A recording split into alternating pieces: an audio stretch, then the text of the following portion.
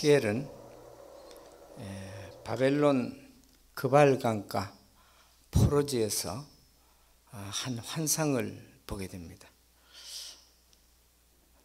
천사의 손에 이끌려 그는 예루살렘으로 가서 예루살렘 성전 구석구석을 돌아봅니다. 그리고 그 성전 문 앞에 전면에 나오면서 그 성전에서 솟아나는 생명의 강수를 보게 됩니다. 오늘 우리는 이 성전에서 나오는 생명의 강수 함께 잠시 상고하기를 원합니다. 이 물의 출처입니다. 이 물의 출처가 어디인가 라고 할 때 오늘 1절이 그가 나를 데리고 성전 문에 이르시니 성전의 앞면이 동쪽을 향하였는데 그 문지방 밑에서 물이 나와 동쪽으로 흐르다가 성전 오른쪽 제단 남쪽으로 흘러 내리더라 라고 했습니다. 그 물의 출처, 물의 근원, 물의 시작, 그것이 바로 성전이었다. 그 성전 문지방에서 물이 나왔다라고 했습니다. 성전이 어떤 곳이냐? 성전은 하나님의 지상 임재의 각연적 표식이 성전입니다. 그러니까 하나님이 이 땅에 계시는 것을 눈으로 볼 수 있는 유일한 바로 표식이 바로 교회다. 그래서 교회를 가리켜서 우리는 하나님의 집이라 그렇게 이야기를 합니다. 하나님의 집은 하나님이 사시는 집입니다. 그 집에서 그 집 문지방에서 물이 나왔다. 이 말은 그 물의 시작이 물의 출처가 하나님이다 라고 하는 것을 가르쳐주고 있습니다. 그 다음 두 번째 물의 특징입니다. 이 물은 그러면 어떤 특징을 가지고 있느냐 라고 할 때 3절로 5절입니다. 3절로 5절에 보니까 그 사람이 손에 줄을 잡고 나아가며 물을 청량을 했습니다. 그랬더니 3절에 발목에 올랐고 4절에 무릎에 올랐고 허리에 올랐고 그 다음에 5절에는 건너지 못할 강이 됐다라고 했습니다. 그러니까 물이 점점 불어났습니다. 이 물의 특징은 불어나는 것이 특징이었다. 점점 많이 불어났다. 그 다음에 6절로 7절에 보니까 강가로 그가 내게 이르시되 인자야 네가 이것을 보았느냐 하시고 나를 인도하여 강가로 돌아가게 하시기로 내가 돌아가니 강 좌우편에 나무가 심이 많더라 라고 했습니다. 강 좌우편에 나무가 심이 많더라. 사막입니다. 사막인데 나무가 없는 곳입니다. 그런데 이 생명의 강수가 성전에서 나온 생명의 강수가 흘러가니까 강 좌우에 나무가 가득하게 되는 그러한 역사가 일어났습니다. 사막을 옥토로 바꿨습니다. 변화의 기적이죠. 사막을 옥토로 바꾸는 그 물의 특징은 사막을 옥토로 바꾸는 그런 특징을 가지고 있었다. 그 다음 8절로 9절에 보니까 이 살린다는 말이 많이 나옵니다. 8절 하반절에 물이 되살아나리라 라고 했고 그 다음 9절에도 보니까 살고 또 되살아나겠고 살 것이며 라고 했습니다. 무릇 한 절 안에 이 산다는 말이 세 번이나 나옵니다. 두 절에 합해서 전부 네 번이나 나옵니다. 이 물의 특징입니다. 이 물의 특징은 살리는 것이 특징이다. 이 물이 흘러가니까 흘러가는 곳마다 살아나는 생명의 역사가 일어났다. 그 다음에 이제 9절에 보니까 또 9절 윗줄에 보니까 이 강물이 흐르는 것보다 번성하는 모든 생물이 살고 번성했다. 그 생물이 사니까 그 생물이 또 번성하기 시작을 합니다. 번성의 역사를 일으키는 기적을 일으키는 물이었다. 그 다음 10절입니다. 10절에 보니까 마지막 절에 큰 바다의 고기같이 심이 많으려니와 라고 했습니다. 여기에는 지금 사해 바다를 가리킨 말입니다. 이 물이 흘러서 요단강을 지나서 사해 바다로 흘러 들어갑니다. 사해 바다로 흘러 들어가니까 사해 바다에 고기가 생기기 시작하는데 지중해에서나 볼 만한 그러한 고기들이 지금 이 사해 바다가 생수가 들어가면서 바다를 살려놓습니다. 그러니까 거기에 지중해에서나 볼 수 있는 그런 고기들이 가득하게 되는 그런 역사가 일어났습니다. 쉼이 많았다라고 했습니다. 풍요의 축복을 가져다 주는 물이다라고 하는 말입니다. 그리고 이 물은 사방으로 퍼져가는 물입니다. 정체된 물이 아니고 흘러가는데 온 사방으로 흘러갑니다. 유대 광야로 흘러갑니다. 요단강으로 흘러갑니다. 사해바다로 흘러갑니다. 자, 이제 우리는 여기까지가 본문의 내용입니다. 내용을 우리가 살펴보았습니다. 지금 우리가 생각해야 할 것은 이 물의 영적인 의미입니다. 하나님께서 이 물에 관한 이야기를 여기에 기록을 했습니다. 뭐 아무 의미를 우리가 붙잡지 못한다면 이 물에 대한 기록은 우리에게 아무 소용이 없습니다. 그러면 이 물을 왜 에스겔에게 강수계시를 보여주셨느냐? 이 강수계시를 하나님께서 왜 보여주셨느냐? 거기에는 어떤 의미가 있다는 거죠. 그 의미가 무엇인가? 첫째는 이스라엘의 회복계시입니다. 지금 이스라엘 백성들은 바벨론의 침공을 받아서 나라 없는 서름을 안고 포로지 그발 강가에서 지금 살아가고 있습니다. 이럴 경우 대개 보통 사람들이 생각하기에는 하나님이 이스라엘을 버렸다, 하나님이 이스라엘을 떠났다, 그래 생각할 수 있습니다. 그러나 하나님은 이스라엘을 떠나지도 아니하시고 버리지도 아니하셨습니다. 지금은 비록 사막 같은 삭막한 이스라엘, 사해 바다 같은 죽은 것 같은 그런 모습의 이스라엘이지만, 그러나 하나님이 이스라엘 그대로 버려두지 않는다, 그들을 다시 회복시켜 주겠다라고 하는 것을 이 성전의 생수계시를 통해서 에스겔에게 보여주신 것입니다.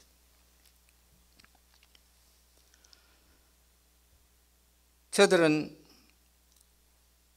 바벨론 포로 이후에 약 한 2000년 동안 나라 없는 유랑의 삶을 삽니다. 그래서 이것을 가리켜서 우리는 디아스포라라 그러죠. 하나님은 왜 이렇게 자기 백성을 믿지 아니하는 바벨론을 들어서 채찍을 가하시고 그리고 온 세계로 흩어놓으실까?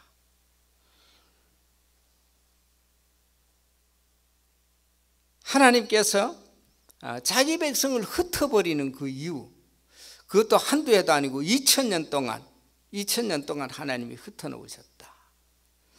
뭐 나라 없는 것만 해도 서름인데 그들이 흩어져서 각 나라에 얹혀서 사는 그런 신세가 되었으니 그 고난이야 말로 다 할 수 없습니다. 하나님 왜 이렇게 하셨느냐라고 하는 겁니다. 하나님이 그렇게 하신 이유가 무엇인가? 그 목적은 하나님의 정화와 성결입니다. 이스라엘 백성들을 정화시키고 성결케 하시기 위해서 하나님은 2000년 동안 그들의 삶은 고난의 풀무 뿌리고 그들의 삶은 불순물을 제거하는 용광로의 삶이었습니다. 2000년 동안 그들은 사방에 흩어져 살면서 고국을 그리워하고 성전 예배를 얼마나 그리워했는지 모릅니다. 그리고 이제 이스라엘이 독립이 됩니다. 그리고 저들은 고토로 다시 돌아옵니다. 그런데 고토로 돌아온 이스라엘 그 나라에는 이스라엘 백성은 출애굽하면서 우상 숭배입니다. 그리고 가나안에 들어가서는 바알신, 아세라신 또 우상을 섬깁니다. 그것 때문에 하나님께서 제1계명에 우상을 만들지도 말고 섬기지도 말라고 했는데, 그런데 이스라엘 백성은 계속 우상 숭배를 합니다. 그러나 다시 돌아온 이스라엘은 이제 우상을 섬기지 않습니다. 여러분, 세계적으로 우상이 없는 나라는 이스라엘밖에 없습니다. 그 어디에도 이스라엘 그 어디에도 우상이 없습니다. 그들의 고난의 이유였습니다. 그들의 고난의 목적이었습니다. 그들을 정결하게 정화를 시켜서 그리고 하나님의 자기 거룩한 백성을 만드시는 작업이 바로 그들의 2000년 유랑의 삶이었다라고 하는 것을 우리는 깨닫게 됩니다.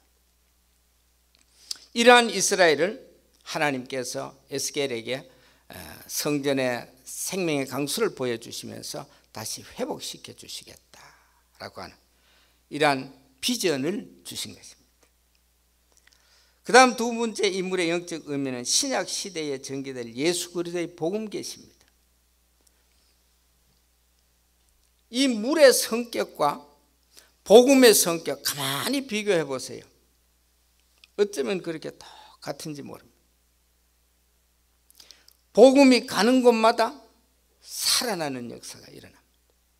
복음이 가는 곳마다 바꾸어지는 사막과 같은 인생이 옥토와 같은 인생으로 그 심령이 바꾸어지는 기적이 일어납니다.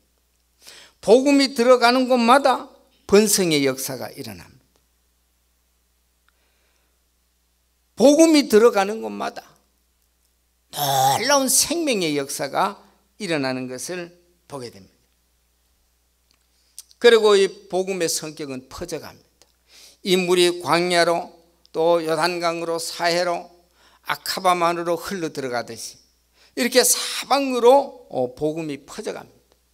그래서 사도행전 1장 8절에 예루살렘, 유대, 사마리아 땅 끝이라고 했죠. 그래서 이 복음이 퍼져가는 이런 모습을 우리에게 보여주고 있습니다.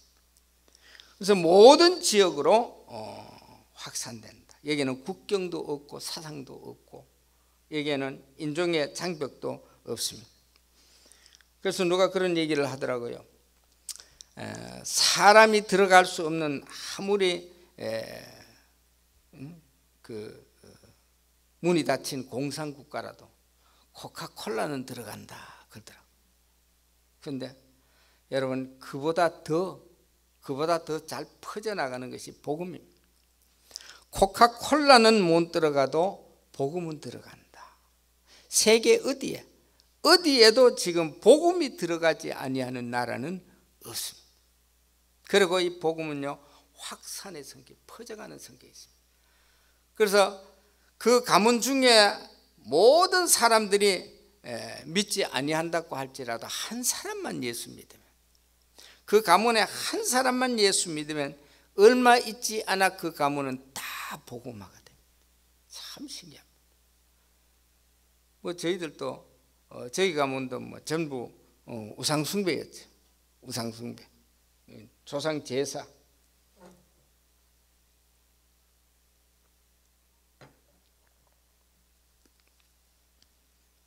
저희 재종 형님이 예수 믿었고, 그다음 제가 두 번째, 저는 뭐 어려서부터 나갔습니다. 두 번째 믿었는데,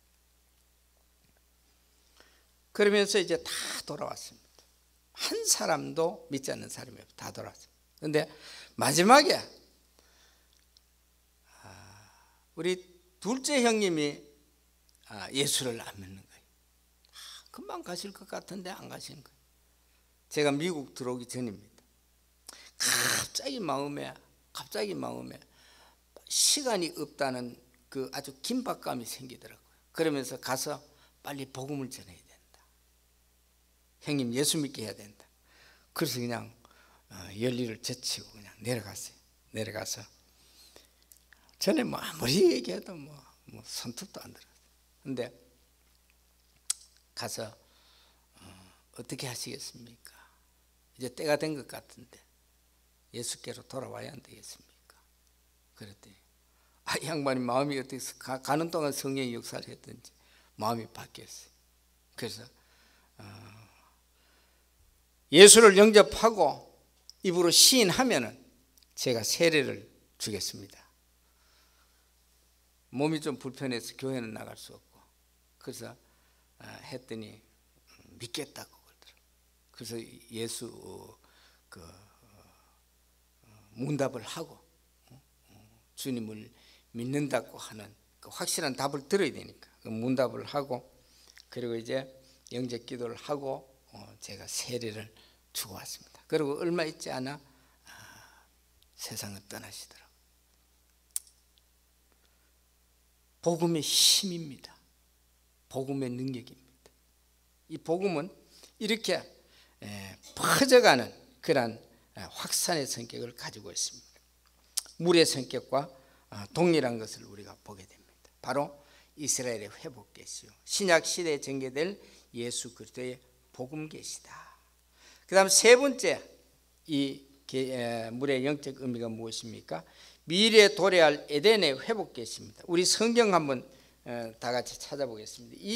계시록 22장을 찾으시기 바랍니다. 22장 찾아서 1절 2절을 누가 한번 읽어보시기 바랍니다. 계시록 22장 1절 2절.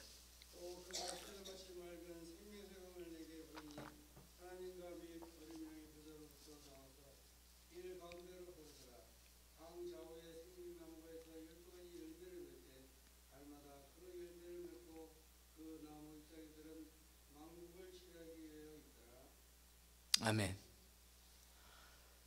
그 내용하고 오늘 본문하고 가만히 보세요. 어쩌면 그렇게 똑같습니까?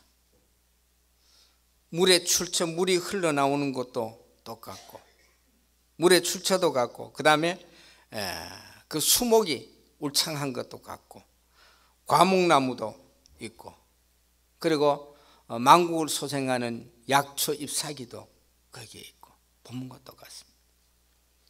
여러분, 하나님은 이미 에스겔 선지자를 통하여 앞으로 우리가 잃어버렸던 에덴을 다시 회복시켜 주시겠다고 하는 이러한 놀라운 약속을 본문을 통해서 하셨던 것을 우리는 깨닫게 됩니다. 미래에 도래할 에덴의 회복 계시, 그것이 바로 강수 계시, 오늘 본문에 나타난 계시입니다. 그러니까 이 물의 영적 의미는 세 가지입니다. 이스라엘의 회복 계시다, 그 다음에 신약 시대에 전개될 예수 그리스도의 복음 계시다, 미래에 도래할 에덴의 회복 계시다 라고 하는 것을 우리는 붙잡아야 됩니다. 그러면 네 번째는 이 물의 정체입니다. 이 물의 실체가 무엇인가? 그렇다고 하면은 이 물의 실체가 무엇인가?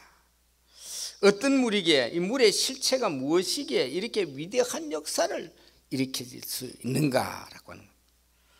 이 물의 실체는 예수 그리스도 자신입니다. 요한복음 4장 10절에 그 수가성 우물가의 여인에게 그 물을 달라고 하시면서 네가 주는 물은, 사람이 주는 물은 먹으면 다시 목이 마르지만 내가 주는 물은 영원히 목마르지 아니하는 생수가 될 것이다 라고 주님이 말씀을 했습니다.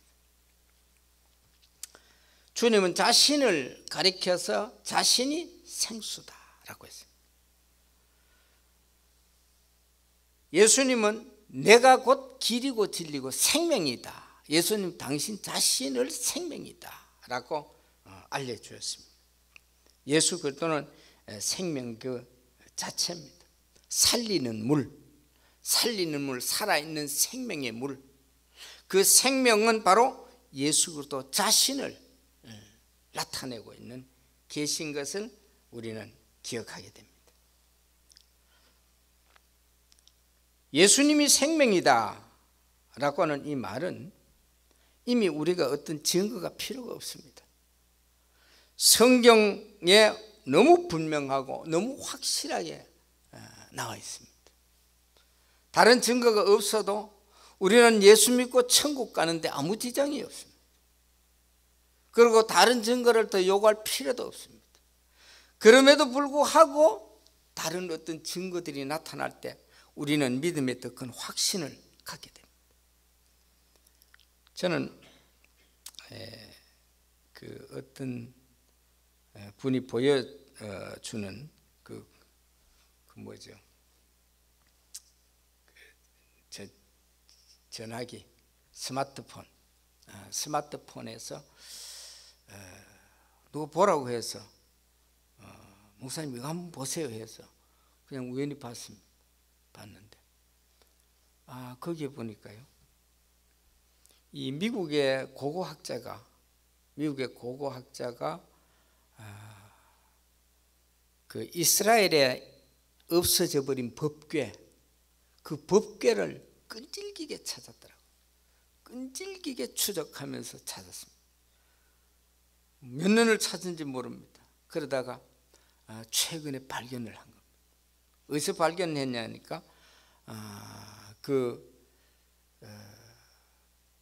예레미야 동굴, 분명히 이스라엘 백성들이 바벨론 침공을 받으면서 이것을 어디에 하나님의 법궤를 숨겼을 것이다 라고 생각을 하고, 그리고 끈질기게 추적을 했는데 예레미야 동굴에서 마침내 찾았습니다. 그 돌더미를 흩치고 밑에 내려가니까 그 동굴 밑에 하나님의 법궤가 있습니다. 그런데 그 법궤에 어떤 피의 혈흔이 묻어 있습니다. 그 법궤 뚜껑 위에, 그 속죄소죠, 피의 혈흔이 묻어 있습니다. 그래서 이것을 이스라엘 연구소에다가 이렇게 의뢰를 해서 이 피가 뭐냐 좀 조사를 해달라. 그 조사를 했더니 이 피는 사람의 피다. 이 사람의 피인데 남자의 염색체는 없고 여자의 염색체만 있는 피다라고 하는 답이 나왔습니다. 그러니까 이 고고학자가 뭔가 이렇게 탁 오는 게 있잖아요. 예수 믿는 사람은 탁 오는 게 있잖아요. 그러면은 다시 한번 이것을 조사해 주세요. 이 피가 살았습니까? 죽었습니까?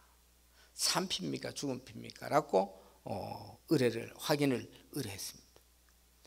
사람 피가 말라버리면 죽어버립니다. 뭐 마른 피가 어떻게 삽니까? 살 수가 없죠. 습기가 날아가면 죽는 거죠. 그런데 이미 바짝 말랐던 그 피가 확인한 결과 수분을 가하고 어떤 연구소에서 어떤 그 장치를 해가지고 조사를 했는데 가했더니 수분을 가하고 이렇게 기다렸더니 피가 죽지 아니하고 살아있는 피로 그렇게 확인이 됐습니다.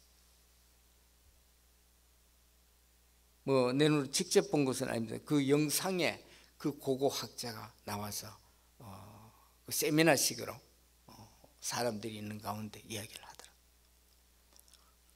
그 피가 살아있습니다. 그러니까 이 고고학자가 뭔가 또 찝힌 게 있습니다. 그렇다고 하면 이 피가 어떻게 여기 떨어졌냐, 이 피가 어떻게 여기 떨어졌느냐.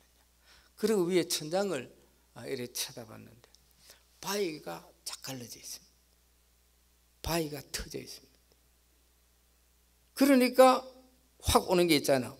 그러면 저 위에가 어디인가 라고 조사를 했습니다. 그래 위에 올라가서 조사를 했더니 그 위에가 정확하게 예수님이 십자가를 지신 자리로 확인이 됐습니다. 정확하게 주님이 십자가 지신 그 자리입니다. 그런데 거기에서 바위가 갈라지면서 그 밑에 바로 하나님의 법궤가 있었고, 거기에 피가 떨어졌습니다. 그러면 이게 무슨 우연의 일치인가? 그래서 성경을 조사했더니 성경에 보니까 예수님이 십자가를 지시고 운명하실 때 땅에 지진이 났잖아요. 그리고 바위가 터졌잖아요. 바위가 터졌습니다. 그리고 로마 군인들이 예수님의 옆구리를 창으로 찔렀습니다. 그때 물과 피가 다 쏟아졌습니다. 그러면서 그 바위 틈을 타고 거기에 떨어졌다. 그렇게 추정을 하는 겁니다. 그러면서 그 고고학자가 그렇다고 하면 이 피가 누구의 피인가? 라고 말을 하면서 더 이상 말을 잇지를 못하고 울먹이더라고요. 그러면서 저는 확신합니다. 바로 우리 예수님의 피입니다. 주님의 피는 오늘도 살아있습니다 라고 하는, 그렇게 고백하는 것을 제가 들어보았습니다.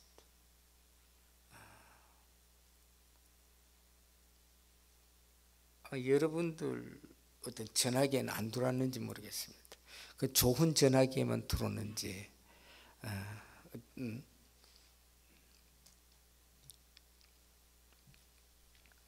뭐 카카오톡인가 그걸 통해 가지고 그렇게 막 지금 사방에 퍼지고 있습니다. 그런데 그것을 발표를 할 수 없는 것은, 그 발표를 할 수가 없습니다. 발표를 할 수 없는 것은 유대인들은 예수를 인정하지 않습니다. 신성 모독죄로 주님이 죽으셨습니다. 그러니 발표를 하면 자신들이 죄인들이 되는데 발표를 할 수가 없죠. 하나님을 죽인 죄인들이 되는데 발표가 안 되잖아요. 그러나 그 카카오톡을 통해서 지금 퍼져나가고 있다라고 하는 것을 제가 보았습니다. 오늘 우리는 예수 그리스도의 생명의 강수 계시, 이 계시가 무엇인가? 이 계시가 무엇인가? 이스라엘의 회복 계시다. 신약 시대에 전개될 예수 그리스도의 복음 계시다.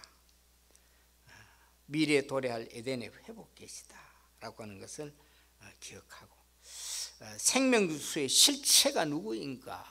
바로 예수 그리스도 자신이다.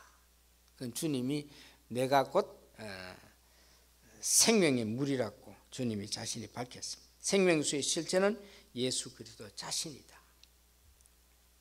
주님은, 하나님은 이렇게 에덴을 회복시켜서 우리를 그곳에 살게 할 미래의 모습을 이미 본문을 통해서 보여주고 있다. 이 진리를 우리는 확실히 붙잡을 때 이 땅의 삶이 힘들고 어렵고 고통이 와도, 그러나 미래에 무엇인가 분명한 것을, 확실한 것을 내다보는 사람은 오늘을 견디어 나갈 수 있는 힘을 그 비전으로부터 받게 되는 겁니다. 이 주님의 놀라운 미래 계시를 굳게 붙잡고 우리 모두 다 그날에 그 에덴, 회복된 에덴의 축복을 누리는 그날까지 믿음으로 승리하는 복이 있기를 주의 이름으로 축원합니다.